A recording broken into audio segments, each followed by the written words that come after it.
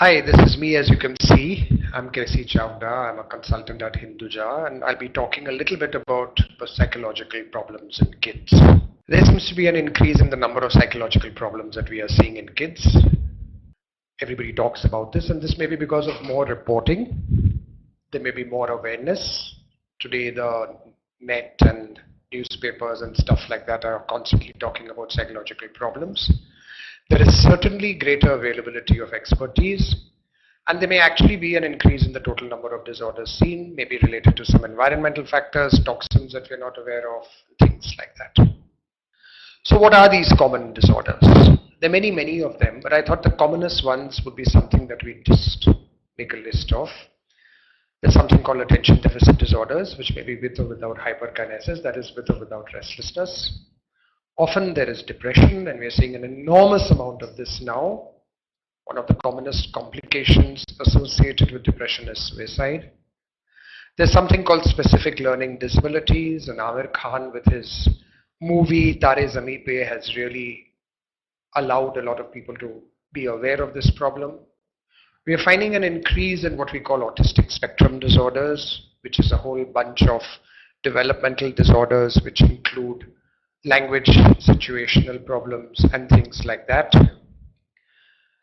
There is something else called oppositional defiant disorders, where, as the name suggests, there's an enormous amount of opposition, and there's conduct disorders, where in addition to conduct problems, there is also something which we call a vindictiveness towards other people. There also seem to be a number of problems associated with issues such as living in a household wherein there is parental disharmony, where one parent is a substance abuser, or where the family is made up of a single parental unit. Today the newspapers are full of the fact that divorces are very common. And yes, in a way, if you're unhappy, it's perfectly okay for you, if you've given it a good shot, to separate and try to find your own happiness with somebody else. Unfortunately, very often the kid becomes the victim, and we see a lot of problems associated with that. So these cause a number of reactions that might need to be dealt with by a mental health expert. There are special problems that we are seeing today. One of the most stark, sad ones that we see is substance abuse in a child or an adolescent. Today we see this happening with people who are in school, people who are in college. There are certain states where it seems to be more than others. There are certain states where one particular kind of abuse seems to be more than another kind of abuse. But the bottom line is we are seeing an enormous amount of that, and that is not so nice. We are seeing a lot of it, and then it has its own effects. So obviously a kid who's on some kind of substance would land up having an issue related to academics, often related to behavior, sometimes related to developmental issues as well. We have something related to child abuse as well. Now, a lot of people are talking about child abuse. They're talking about physical abuse, which is the commonest probably. And now the government has laid down laws relating to child abuse. The laws relate basically to physical abuse by teachers, sexual abuse by teachers. Now reporting seems to have been made mandatory. This is all in the initial stages. We have to see as things pan out how it's actually working. But what we are actually looking at also is the possibility that if a kid is abused, either physically, emotionally, sexually, then he's going to land up having a whole bunch of disorders. He's going to have a whole bunch of emotionally laden content, which can cause him to behave or not to behave in a particular way. We have issues relating to sexuality, and this is a very major thing today we are seeing. Sexuality is universal. We see sexuality happening with children, we see it happening with the young adolescent, we see it happening with the young adult, we see it happening even in geriatrics. We are all sexual human beings. But sexuality taken appropriately, taken positively, taken the right way is wonderful. Taken in a way which is not appropriate, which is not the right way of going about it, is something that seriously can cause an enormous amount of problems. So today we have promiscuity, we have an increase in adolescent abortions, we have an increase in adolescent and childhood sexually transmitted diseases, all of which point towards uh, inappropriate sexuality. Now, sometimes we have a knee-jerk reaction to it, where particular kind of clothing, do not talk to the opposite sex is something irrational. It's not going to work. What we need to do is to provide proper guidance, appropriate sexual education. And in sexual education, we only don't talk about, the parts of the body, but we are talking about things like how to date, what is okay, what is not okay, psychological issues relating to sexuality, all of these things, provided a kid growing up has a normal, sensible relationship with sexuality, which is a core biological feeling, then with chances that he will land up being fairly positive in issues relating to this are much, much higher. We have a special problem today related to suicidal ideation and action. We are all aware of the fact that when kids are depressed, that seems to be one of the things that they indulge in. They tend to get into thinking of suicide, talking about it, discussing it on occasion, mentioning it to their friends, and unfortunately actually acting out on it. A number of them do not succeed in what they want to do, but a number of them unfortunately do succeed, and this becomes something that we are dealing with all the time, and it's very, very frightening. It's a sad indictment of our society that kids as young as 10, 11, 12 have reached such a stage that they believe that the only thing that they can do in order to cope with their problems is to think of killing themselves. And if anybody reaches that kind of situation, then it's a horrible indictment of the environment we are in. We need to be extremely proactive towards this. We need to work so that there is zero tolerance for this kind of situation, where it is not okay for us to say that I saved 1 million, one kid fell through my net. No, that one kid should not.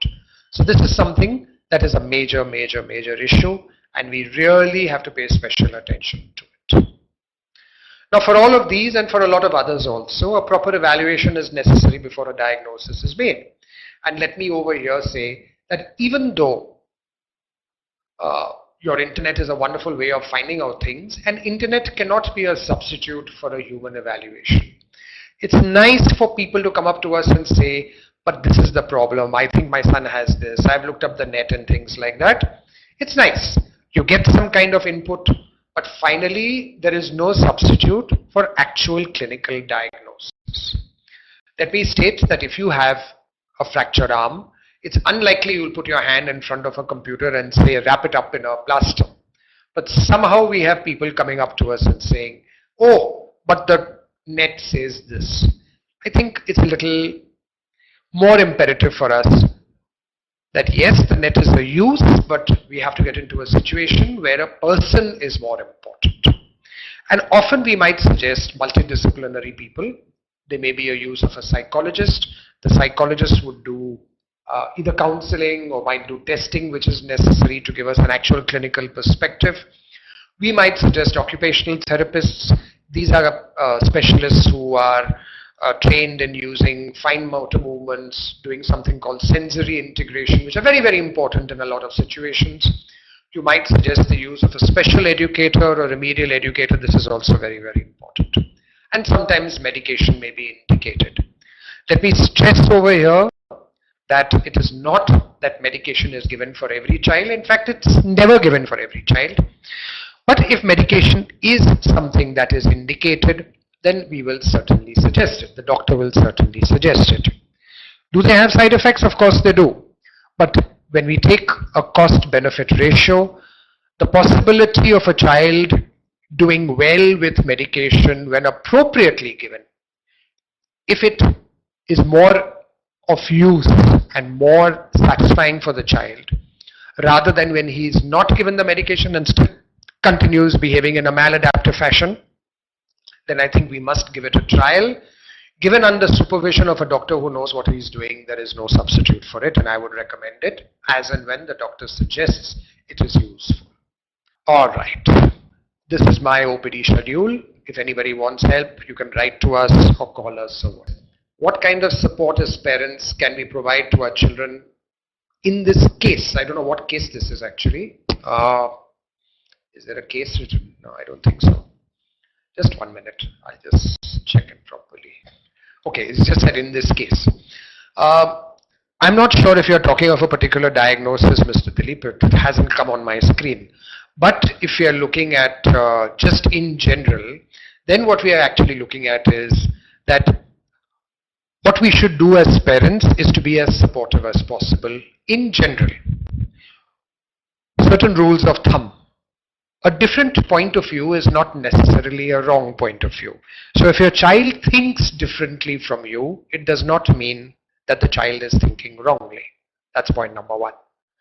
Point number two, there is absolutely no question about the fact that physical punishment is not indicated, is not a method of teaching a child anything. So we have to do other methods. We have to use other methods in order to get your child to behave in a way that you want your child to behave. Point number three. Sometimes we get into a situation where it becomes more what will society say rather than what we will say, and it's like there's this little record running in our heads. So we'll end up saying, what our parents had said when we were young.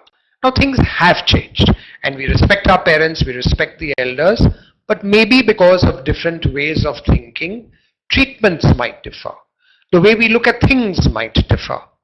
So we have to be open, we have to be absolutely aware of the fact that things might be different. Let us also look at things like you have the other extreme where parents attempt to become friends of their children, and that's nice. It's nice to be friendly with your child, but you cannot actually be a friend. There has to be some kind of limitation, some kind of demarcation. It's absolutely essential for the child also to feel that there is some restriction and that he will have to face up to the consequences of what he's doing before, rather than just allowing him to do whatever you want. We have also a situation where parents sometimes allow a kid to do an inappropriate thing and say, oh, but I am there, nothing is going to happen. So for example, you might consider the law to be a mess. You might consider that it is stupid for a child to be 18 before he drives. But if the law is the law, then you're not supposed to allow the child to drive when he's 15 and you say, oh, I'm sitting next to him, nothing will happen. Technically then what you're teaching the child is that when I am next to you, you can break the law. And I'm sure you don't want to do that. For other issues, if you do suspect things, please keep your antenna waving all the time. If you suspect that the child is doing something inappropriate, get the use of a mental health expert. We are not horrible people. We don't land up doing or saying things which are bad. In fact, I have so many adults coming to me who very sheepishly tell me that they have counselors in school, and the child had come and told the Dad, you need to see a psychiatrist, go meet this chap. And I think that's wonderful. The more we accept that things can cause, the things that cause problems can be dealt with by a mental health expert, the easier it will become for everybody to seek help where it is necessary. Please do realize that that old thing of you have to be a nut in order to see a psychiatrist is absolutely not valid. I don't see nuts. I haven't in the past 26 years or 27 years. Okay. Somebody has said something to the effect, Somlata, what are the ways to determine if a person is suffering from bipolar disorder? Well, when we are looking at bipolar disorder, it is not very commonly found in children, though the diagnosis is happening much more commonly now than what it used to be. As the name suggests, bipolar disorder is a disorder where you have mood swings. So you have mood swings where you are at both ends of the pole. Sometimes you're depressed and down, where you are sad and upset and crying and not wanting to do things, and you're not interested in anything and so on. And at the other extreme, you are excited. So you talk too much, you laugh too much, you think you have the answers to the universe, etc., etc. So it's at both ends of the pole. Technically, what we see in kids very often in depression is something called masked depression or smiling depression, where the child basically only has somatic symptoms, physical symptoms. His hand is paining, his chest is paining, and you do all these tests and you find out that there is really nothing happening in them, and that might be actually symptomatic of a depressive episode that the child is experiencing. So that is something that we have to look at. We look also at a situation where uh, if the mood swings quite often, so the child is okay, say in the morning, and about a couple of hours later, then there is a problem. Now, bipolar also, there are lots and lots of types of it. But what we normally find is commonly more depression and occasional excitement. Very rarely there is a lot of excitement and not so much depression. You might have rapid cycling where these mood swings happen oftener. You have an occasional episode of excitement with commonly found depressive episodes. So these are things that one would look at in terms of bipolarity. One of the main problems associated with bipolarity is that the incidence of suicide is much higher in them than in the normal population. In depression, if you're in a depressive episode, obviously the chances of your attempting suicide is one of the biggest things that we look at. And if you're in a manic episode where you're excited, you just think nothing can happen to you, so you'll end up doing things which are silly, which are, risky, because you just think that you're infallible and nothing is going to happen to you, and that again gives you a higher risk of actually attempting suicide. So bipolarity is something that is very important. Now, these are just clinical things, which you would probably find if you read the net or something like that. If you are suspecting that the mood swings are enough for the child to be diagnosed as bipolar, which is not a very common diagnosis, then you need to show him or her to a psychiatrist who is well versed in the phenomenon of bipolarity, and that is something that needs then to be looked at. We have Dilip, who says, if a child does have a mental disorder, is it compulsory for the child to attend a special school? Now, a mental disorder is very different from an intellectual disability.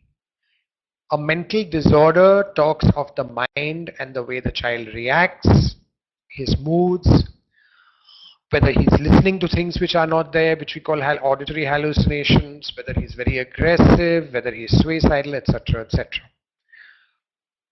An intellectual disability talks of a kid's brain and the way the brain is functioning, how intellectually normal he is, whether his intelligence is normal. For a child to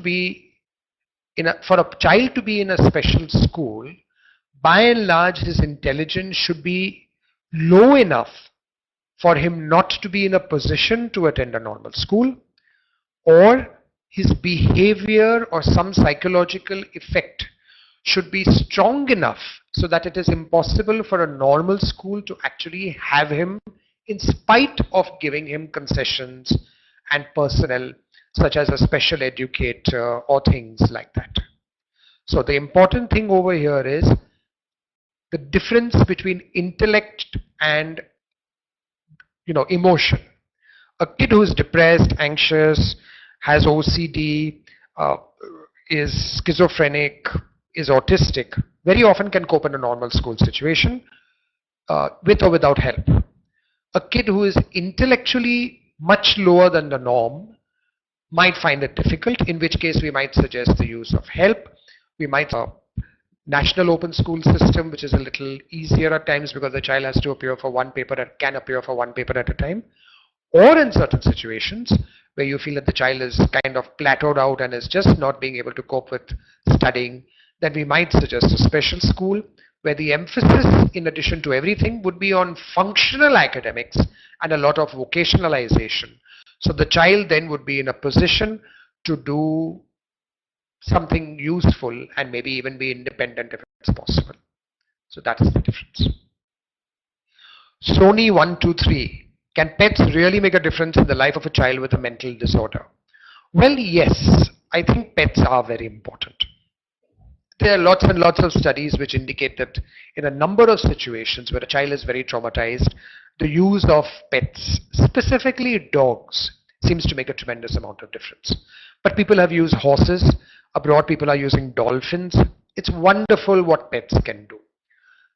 It seems to be more beneficial if a child can touch a pet. Hence, fish, even though they're nice to look at and might also be therapeutic, may not have as much of an effect on a child's psychological status as a pet that can be touched. So the important thing over here is to be aware of the fact that dogs, cats, horses, dolphins, birds, They all do play a very important role. There are studies which show that autism, for example, seems to be benefited very much with kids who have dogs. Kids who have been extremely traumatized by whatever reason, sexual abuse, physical abuse, seem to relate very well to dogs and cats. Uh, having kids who are very depressed, who hardly talk, who look sad and morose all the time, suddenly seem to perk up when in the company of kids, which make them, or company of pets, which make them laugh. So you have this animal angel therapy also, where animals are really given a kind of uh, it's almost like they become angels, where they're in a situation where it's possible for them to get an enormous amount of succor and positivity from the response of a dog or a cat or something like that. Because for the dog or the cat, the child is something that is the whole and soul of it. There is absolute unconditional positive regard related to that. And I think it's a wonderful situation that we're looking at. So if you have access, or you can have access to a pet for your child, if the child is having a problem, I'd suggest just go ahead and get the pet. Okay. We have another question. Somlata has said, can parents carry the task of counseling at home if they realize the child is suffering from psychological disorders? I'm a little wary about this thing, parents being psychologists. I think it's very difficult for a parent or for anybody to deal with their own family. I would not deal with my kid. I would not deal with my family. I would always refer to somebody else, and I would recommend that you do the same. And counseling does not mean talking. There are a whole bunch of issues associated with counseling. So unless you're a trained counselor, just talking is not counseling. There are a whole bunch of skills associated with it. So I would recommend that you choose a mental health counselor and go in for counseling in an expertise, with the expertise that is necessary for such a situation. Unfortunately, there are a lot of people who just say, oh, I talk to him, I counsel him, and he's fine. And that's not something that we would really look at in terms of long-term treatment for a child. How to tackle anxiety issues in children is a question that has been asked by Shikha. Well, now this is a general question, and it's very difficult for me to really answer it. Obviously, the first thing that I would do is try to find out what is the cause of the anxiety. If that is possible to be found out, then we need to see if it is something that's in the environment and whether we can do something to reduce the anxiety, the cause of the anxiety. So for example, if the child is going to school and the kid is being bullied, then we would do things with the school and with the bully in order to get the child not to get bullied anymore. If the child is having a problem related to academics, I might try to find out what the cause is that is causing this problem with academics, and then we'd see what we can do in order to reduce the stress associated with it, or at least reduce the expectations of the teachers and the parents and so on and so forth, which otherwise would be the cause of the anxiety in the child. One of the things in anxiety is we have to rule out a malfunctioning thyroid. So it's necessary for us to rule out a thyroid, because very often if a thyroid is not functioning properly, that itself can cause anxiety. You'd also rule out some other physical conditions which a mental health professional would be able to tell you. If it is indicated, they have to be ruled out. And sometimes they may be the only cause, sometimes they may be adding to the cause. So the bottom line is a proper diagnosis, then treatment. What is the treatment? Like I said, try to get rid of the cause if you can. Therapy related to anxiety can be either in the form of something called cognitive behavior therapy, which is supposed to be useful, but it's supposed to be more useful in adults. Children also benefit with supportive therapy. They benefit with, one of the additives that we use is a lot of physical activity, because physical activity in a natural way seems to reduce some of the anxiety, but it's not a substitute. Sometimes things like guided imagery exercises to enable the kid to get over the cause of the problem, and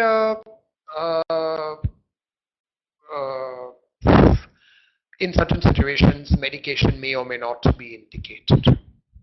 Okay, Somlata says, does eating abnormally or in certain cases eating scarcely, that is eating a little I guess, a symptom of psychological disorder? What would be the best way to tackle that? Certainly, eating could be a major symptom. Not eating at all could be a symptom of anorexia nervosa, could also be associated with anxiety and depression. Eating too much could be an exam, could be part of a bulimic reaction, could also be related to a manic episode, which is part of a bipolar disorder, could be related to schizophrenia, could be related to a whole bunch of other things. So it is, my light is gone.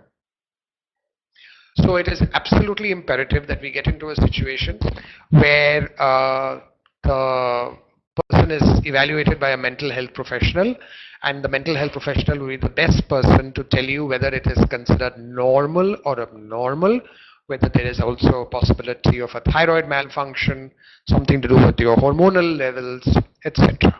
So it is imperative to get a proper evaluation done. Somebody has written, can you suggest some centers where you can meet with pets and they have children with special needs? Now there's something called Animal Angels. I have no idea about the address, but you'll find it on the net. Just type in, I think, www.animalangels.com, and you'll probably be able to find out where they have their things. They have a lot of services happening. They work a lot with autistic kids especially. How to handle a child having a nervous breakdown? Okay. Now, this whole thing of nervous breakdown is something that I really don't understand because we look at actual symptoms. So if you're looking at a kid who's shouting, screaming, crying, suicidal, threatening to hurt himself, or becoming very aggressive with somebody else, then it certainly needs to be looked at. I would always say that the best way of dealing with it is to have him evaluated by an expert who will tell you what the possible cause is. But immediately, supposing you have to deal with the situation and you're not in a position to take him to an expert, it would probably be indicated for you to reduce the emotion associated with that event. So the most important thing to do is for you to be calm. And if you land up screaming and shouting along with the child, then you're going to aggravate the situation. Point number 2, it's imperative for us to talk as softly and gently and calmly as possible. If this is the normal way I talk, I tell all my clients that if you're angry and upset and you think you're losing your temper, or you think somebody else is losing their temper, you actually talk softer than normal. So when you start talking softer than normal, the emotion associated with that episode actually becomes less. If the child is crying, aggressive, kind of try to find out what is happening in a very gentle, non-accusatory fashion, because sometimes our reaction is, oh, you must have done something, that's why that boy hit you. And that is not very fair to our kid. What we need to do is we can be as positive as possible, except what the child is saying. Do not take it for granted that you have the answer to everything that the child has. I'd also suggest to not give advice, because this whole thing of giving advice immediately is something that we need to reduce. What we need to do is get into a situation where we kind of just listen. There are techniques called reflection, where you reflect the emotion that you're hearing. These are things which are beneficial and useful, and I would recommend. And get the child to see a mental health counselor as soon as you can, because there may be symptoms. These may be symptoms of some underlying major disorder which needs to be dealt with by a professional. If the professional says there's nothing major happening, then that's great. If he says there is something happening, then you need to deal with it. Gami again has come on and said a child cannot behave normal as compared to an adult, so how can one know if the child has a mental disorder or is just his childish behavior? Well, I guess for this what you need to do is find out what is appropriate for a child's age group and what is not appropriate for a child's age group. So obviously if a child has a temper tantrum at the age of 5, that's okay, that would be considered normal. If he has it at the age of 12, it would be considered a little abnormal. If he has it when he's 18, it would certainly be considered abnormal. So there are certain things which are considered appropriate for a child's age group, in terms of the way he talks, in terms of the way he behaves, in terms of the way he reacts to situations, how he copes with stress. All of these things are looked at within a time frame. And I'd like to say that this has to be a range of the time frame. So it's not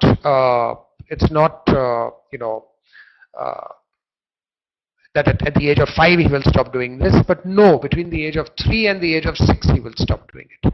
That kind of thing. It's extremely important for us to be aware of at least a general viewpoint of how kids behave at particular ages and what we can do about them. And the other thing is, do not kind of compare with somebody else. My neighbor's child is doing this at the age of 3.